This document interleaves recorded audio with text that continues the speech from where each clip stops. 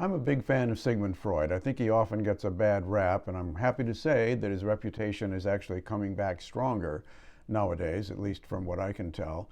But the point is, though, that he treated people in his private practice as a doctor, as a psychoanalyst, with the ultimate, you might say, in love. He listened to people. He tried to give people sympathy and understanding. And this, of course, is his great legacy, that a good therapist gives people love. And that is, to a large extent, Sigmund Freud as regards love.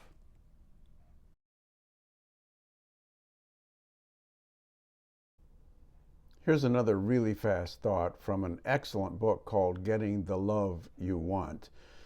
The people who wrote this just point out one simple idea, namely, it is in our nature to connect with each other. Of course, it can take effort and work to perfect that connection, but again, I want to say this one thought that they come up with: it's in our nature to connect. James Hollis writes about the second half of life. He's a psychologist too.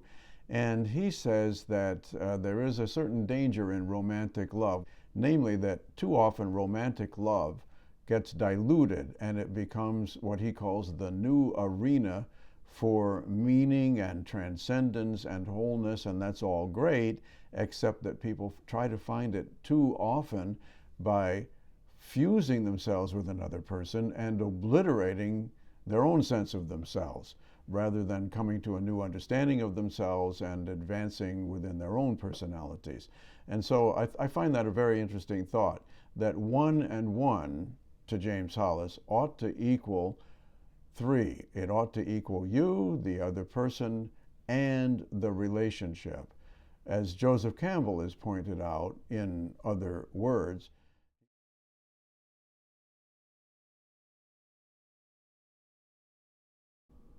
here are a couple of stray thoughts of my own. I look at the word love and I think of kindness, and I try to realize what that's all about. And the heart of that word, kindness, is K-I-N-D, which is kind, meaning nice, but it also means type. So kindness is treating people as your own type of being. It's a way of saying we're all in this together. Also, amazingly enough, in German, K-I-N-D, Kind means child, as in kindergarten, which brings us to what Jesus said: you have to be as a little child to get into the kingdom of heaven. And that goes back somehow to love and kindness. Here's something interesting from one of my favorite people, Alan Watts, who used to be an Episcopal priest in England, and then he came over to America, and he wrote a book called Nature, Man, and Woman, among many others, and he pointed out that in the West, what he called God's handiwork is seen too often as Satan's work. And he went on to quote St. Paul, who said, "It is good for a man not to touch a woman, and he that is unmarried cares for the things that belong to the Lord," with the implication that a guy who is married might not care that much or might not care enough for the things of the Lord. And Alan Watts went on to contradict that and pointed out that it sounds like St. Paul there, or his followers, are trying to fight something in their ego that they simply can't control, namely libido, the sexual desire, and eros, and so forth. Who knows? That's Alan Watts and his point of view.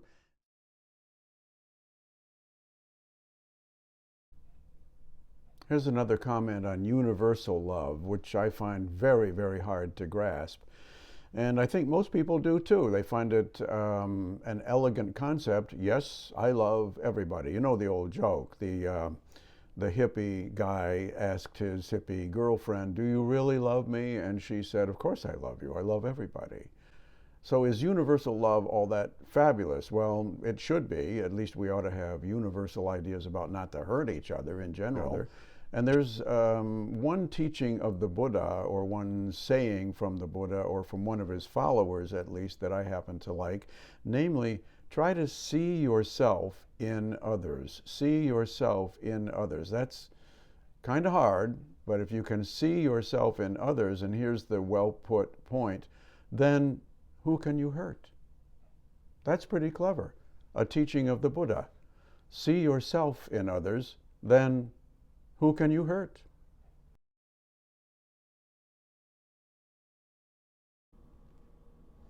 There was a bestseller and a television show, or television news coverage at least, and a movie about a professor who was dying. His name was Maury.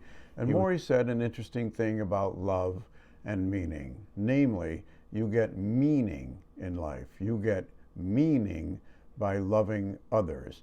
And that is enveloped with the idea that when you love others and you give to others what you are and what you can do and what you're talented at, then you're dealing with personal meaning.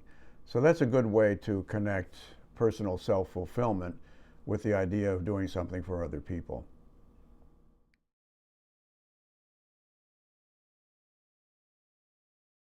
Here's a book by a French priest, de Chardin. He said that love is the cosmic unifier. Boy, now this is important. In other words, it's not just something between human beings or between, let's say, me and my dearly departed cat, but it's also, that is, love is the force behind evolution. It's the force behind the Big Bang.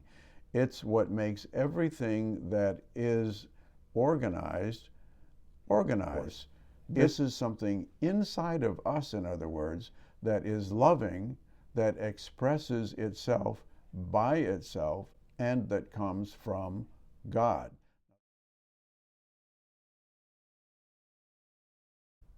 Speaking of love, let's go back to our roots, not just our European roots, but to our Native American roots, to Native American wisdom. I thought this was well put, that without love, our self-esteem weakens and our courage fails. Our self-esteem weakens and our courage fails. Two more concepts connected with love in Native American wisdom.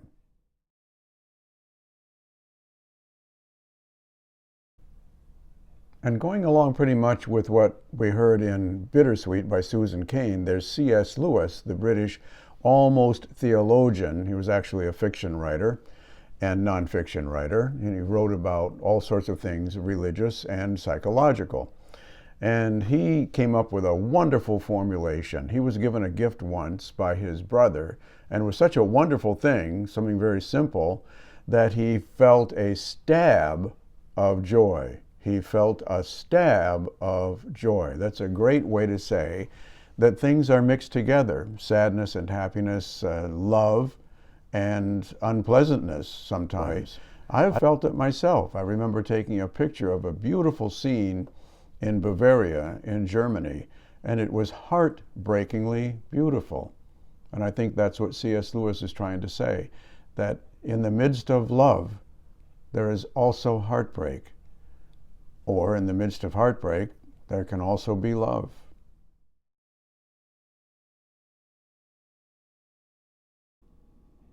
In 1948, George Orwell wrote the book 1984, which was about a horrible technocratic future where a totalitarian system would force people, through means direct and subtle, to feel like they loved Big Brother, their totalitarian leader.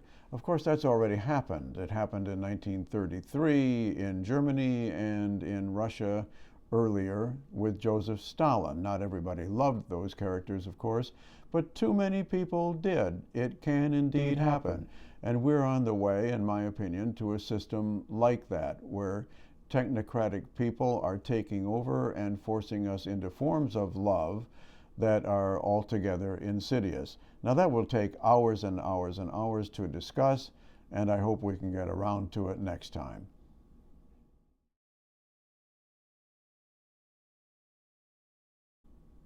Here's a serious reminder from the English poet, a poet laureate. John Masefield. All the great things of life are swiftly done. Creativity, death, and love. When death makes his arrest, we have to go. And love is part of that.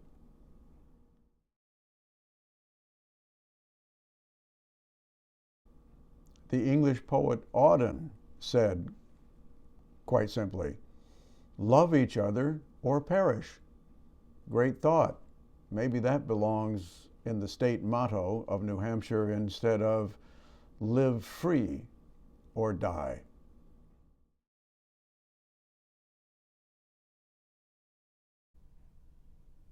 Here's something really interesting and profound by Khalil Gibran, who was a Lebanese-American poet.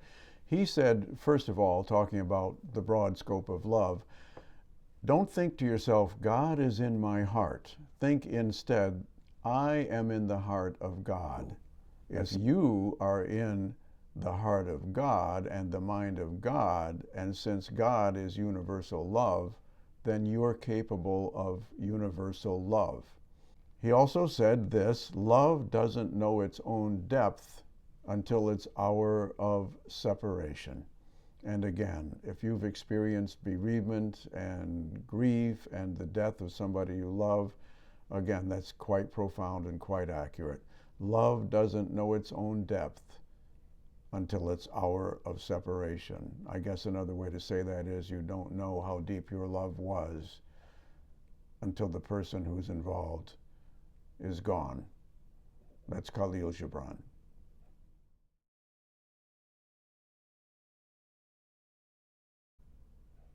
Eventually, we're all hit by grief of one sort or another, and C.S. Lewis, the English writer, wrote a wonderful book about it called A Grief Observed, namely his own grief. Love, it includes bereavement. First comes courtship, then marriage or a solid relationship, and then somebody's going to die, and there will be grief. Courtship, relationship, bereavement. It's automatic and unavoidable. And the love that's still inside the bereavement or the grief, all of that is an intimation of reality beyond common sense and reason. A wonderful thought.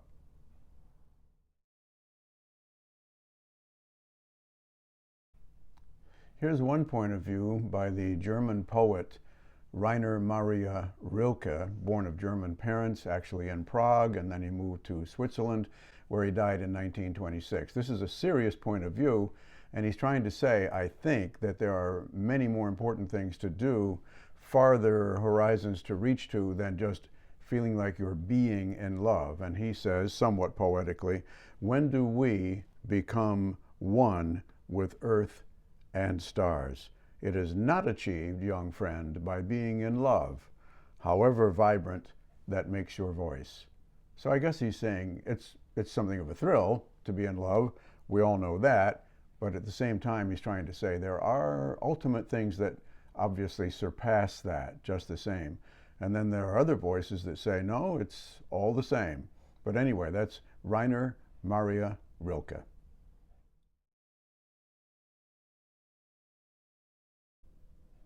Love and Will was written probably about 50 years ago by the philosopher and psychologist Rollo May. He was very popular. He even got onto The Tonight Show with Johnny Carson, as a matter of fact. Back then even, he said, modern technocracy is really undermining our ability to love, or undermining the expression of love. Let's put it that way. I remember back when there was one telephone company and they wanted you to make more long-distance calls. They had commercials that had a slogan, namely, reach out and touch someone. But actually, of course, you weren't touching anybody. You were touching a hunk of plastic, your telephone. Now it's far, far worse, everybody being on a smartphone. One of the most tragic things that I've seen in the cafes that I go to is parents and small children in the cafe together, each of them on their so-called device, not talking to each other.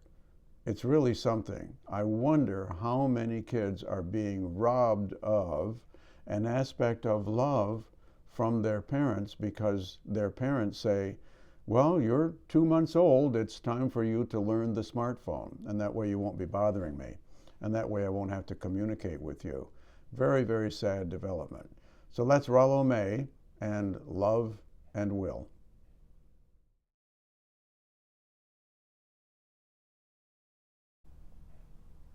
A book called Bittersweet by Susan Cain is a real classic. It's excellent. It shows the advantages and the sanity of having a bittersweet attitude, a somewhat melancholy attitude. You don't have to always be cheerful and judge yourself against your attempts to be cheerful. When you fall down, you don't have to say, well, boy, I haven't been feeling very good the past couple of hours. There must be something wrong with me. Actually, Susan Cain says there's probably something right with you. And then she goes on to say, and I don't mean to depress you, but she says, what about lost love?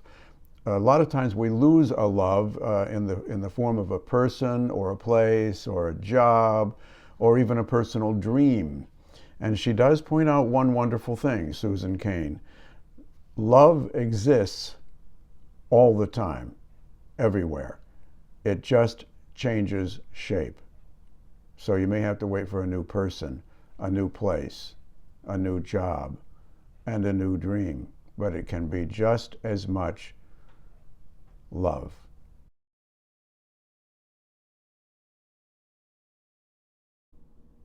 Here's something we've all heard about from a book called The Second Coming, which repeats some of the words of Jesus. Jesus said, and I'm almost quoting, as I have loved you with divine love, so should you love each other with divine love. In other words, love not just from one person to another, but with love borrowed from the divine.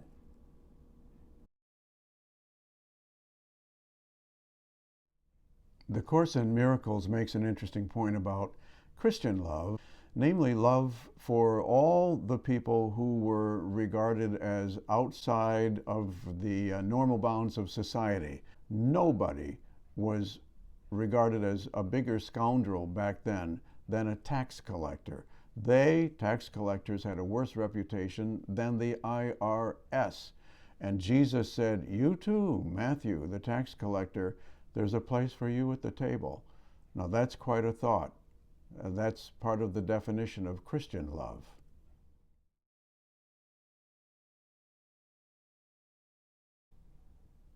Marcus Aurelius was a Roman emperor and Stoic philosopher, and he wrote about meditations, and he said something that actually sounds, I think, rather Buddhist. Namely, the mind of the universe is social. The mind of the universe is social. He went on to say this, and I'm reading it obviously, all things are interwoven, and there is a sacred bond that unites them. That's important. All things are interwoven, and there is a sacred bond that unites them. So the world is a unity with multiplicity. All things are interwoven. There is a sacred bond that unites them, and the world is a unity with multiplicity. Now that obviously fits under the heading of love. Once again, Meditations by Marcus Aurelius.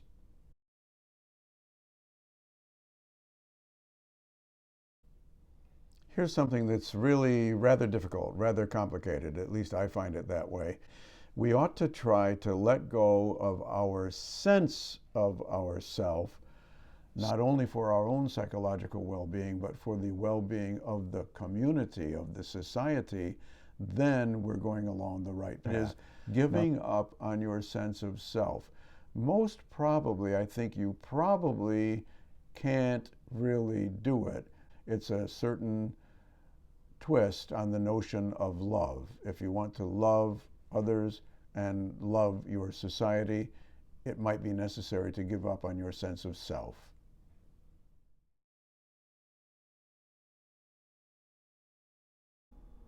Let's get into Plato. Let's get the boring stuff out of the way. Plato's actually quite a fascinating guy. And he said about love that love is madness, and it's also an opening to the eternal. Now, what did he mean by all of that? he meant it's an unusual state of mind. And we've all heard so much about platonic love and how Puritan it is, and it means that two people are in love, sort of, but never touch each other. But actually, according to this book, Care of the Soul, Plato was really saying bodily love, physical love, is part of the entire concept of love. And this can be very unsettling, obviously. You know, if you leave, at least mentally, your everyday life and you're suddenly out there with the stars in the eternal, it can be very, very unsettling. And we're all reminded by the great philosopher that said, I'm all shook up. Very, very platonic.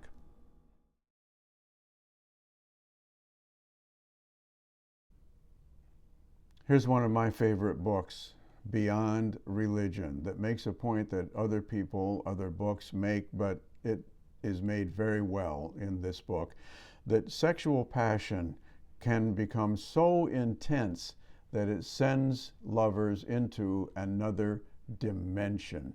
A great, wonderful thought. Not just closeness with each other, but they can actually, because of sexual passion, get to the center of the cosmos.